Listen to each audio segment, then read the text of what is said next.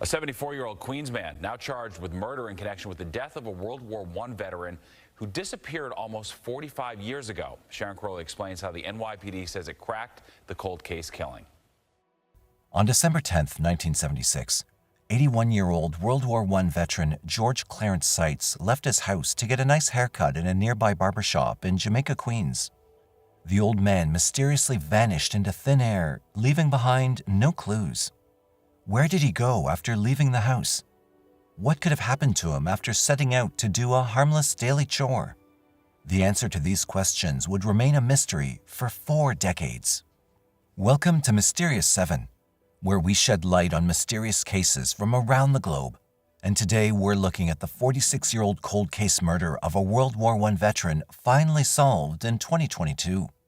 But first, if you haven't subscribed to our channel by now, please consider hitting the subscribe and like buttons. Let's take a deep dive into this mystery without further ado. Today's story takes us to Jamaica, a small neighborhood in the New York City borough of Queens.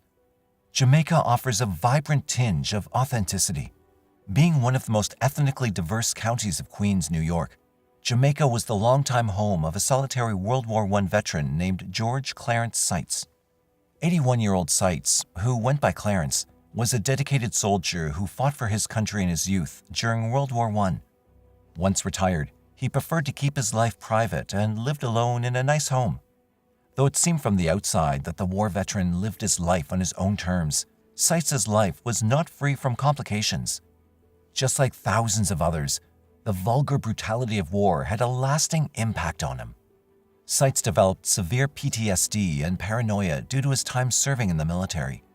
He was extremely reclusive and did not trust anybody. He would regularly dress up in business attire as if he were heading out for an office. Instead, he'd just roam around the neighborhood. The situation was so bad that Seitz did not even trust banks and routinely kept wads of cash on him whenever he set foot outside his house. He'd pull out a large roll of cash when it came time to pay for something. Despite this, his mental faculties were intact. The elderly Seitz never overlooked his daily chores. He was a man of discipline. His clothes were always clean and crisp, his house always clean, his hair always cut, and he presented an all-around neat appearance. No one could ever have imagined that he'd simply disappear one day while performing such a mundane task. Around 10 a.m. on December 10, 1976, Seitz headed out to a nearby barbershop for a haircut, which was just 2.5 blocks away from his home located at 116th Street in Jamaica. That day, he did not return home, nor the next day or the day after that. He was never heard from again. It was not until 5 days had passed after Seitz's mysterious disappearance that his family reported him missing. Though authorities began their search immediately, there was not much to go on. He left absolutely no clues behind. Not a trace. Investigators could only speculate as to what could have happened to him. Deputies conducted several interviews in an attempt to glean some information, but the leads were too thin to follow up on. Authorities at the time didn't even know if he even made it to the barbershop or not. The case quickly turned cold. Over the years, the Queens County Sheriff's Office collaborated with the NYPD and FBI, making numerous efforts to solve it, but they could never unravel the mystery. After lying dormant for decades, finally there was an unexpected breakthrough which turned the case white hot. In March of 2019, a woman in her 50s called the 102nd Precinct Detective Squad to report a crime that occurred decades ago. She was an eyewitness to a horrific murder and carried the secret with her for more than 4 decades. The call was picked up by Queens South Homicide Detective Eric Contreras. At the time, he was just 31 years old. He'd been a cop for 9 years and a detective for 3. He was a young and dedicated detective. He was juggling multiple cases at the time, as most detectives do. Contreras was born 12 years after Seitz went missing, but he took a lot of interest in the case from the beginning. The details the woman provided sent chills down the spines of the detectives. She claimed that when she was just 11 years old, she witnessed her mother's boyfriend cutting up a body and burying the body parts in the backyard of a Queens home where she was living back in December of 1976. Although she could not identify the victim, she vividly remembered the details and gave the detectives an exact location. When asked why she stayed silent all those years, she said she was afraid of reprisals, but in the end came forward because she could no longer live with the burden. The mother's boyfriend was identified as Martin Mata, a longtime resident of Jamaica. Interestingly, Martin Mata owned a barbershop called Haircutter along with his brother, which was located on 161st Street in Jamaica.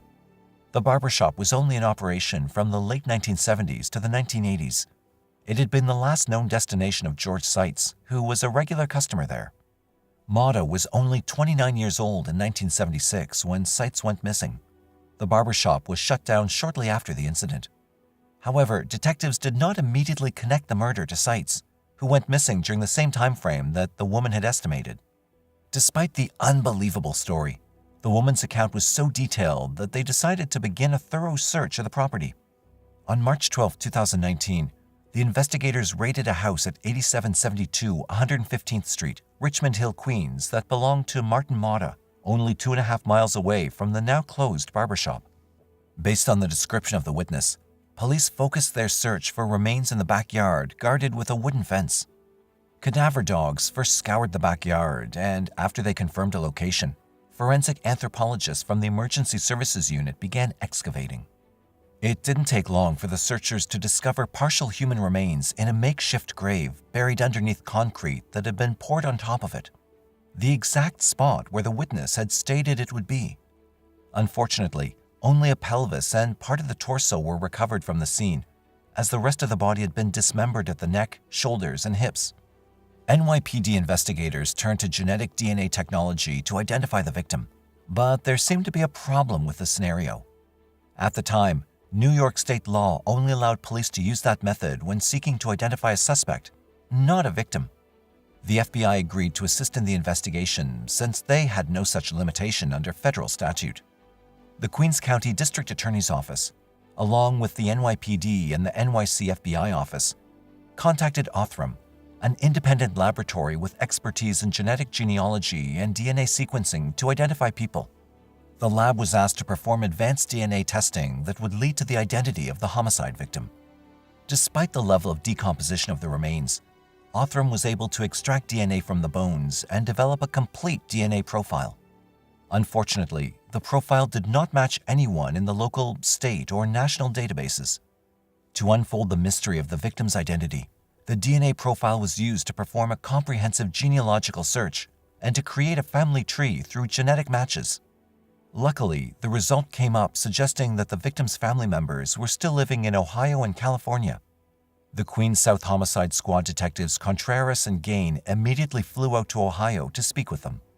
The family immediately knew that this had to do with their missing relative. They went on to tell the detectives how George Seitz had vanished after setting off to get a haircut. The question of what had happened to him had stayed with their family ever since. The body was positively identified as George Clarence Seitz from the DNA provided by his family. They also provided a picture of him as a young soldier in uniform. Upon further investigation using NYPD archives and microfiche, detectives were able to find a missing person report for George Seitz from 1976. To tighten the loose ends, an age-progressed photo was created from the picture Seitz's family provided. The witness confirmed it to be the person she saw being dismembered by Martin Mata. Finally, after over 40 years, the family had some answers. The only question that remained was the motive. It was theorized that Mata fatally stabbed Seitz in the head soon after he reached the barbershop and robbed him of $7,000 to $8,000, as he knew about his customers' habits of keeping a large sum of cash with him. People would see the money he had on him, Detective Contreras later said. The extensive investigation lasted for 2 years and spanned over 5 states since the witness first came forward. In November 2021, 75-year-old Martin Mata was arrested from a Jamaica home, where the homeowner says Mata would stay sometimes as a favor to a friend of a friend. He was brought into the Queens County District Attorney's Office and arraigned on a charge of intentional murder and remanded. However, no other charges can be brought due to the expiry of the statute of limitations. In October of 2022, Mata pleaded guilty to manslaughter. He was sentenced on November 7, 2022 for 20 years in prison for the 1976 slaying. After 46 years of eluding justice, Martin Mata is being held accountable for his merciless deeds. Though it does not erase the agony Seitz's family was put through, we can only hope that the identification of the remains and the indictment of his killer will bring some peace to his loved ones. What are your thoughts on this tragic case? As always, you're welcome to share your views in the comment section. Don't forget to like, share, and subscribe for more enchanting stories like this.